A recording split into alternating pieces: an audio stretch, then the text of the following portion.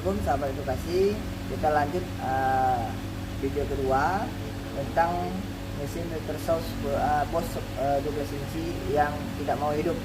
Ini yang lama, ini yang baru ya. Oke ya, kita ganti karena yang lama ini udah habis kuningannya.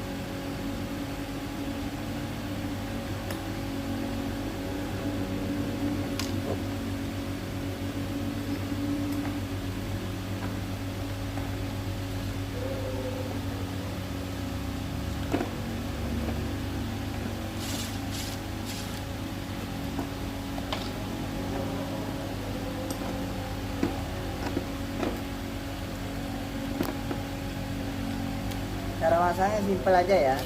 Kita harus mengikuti aliran arus yang awalnya.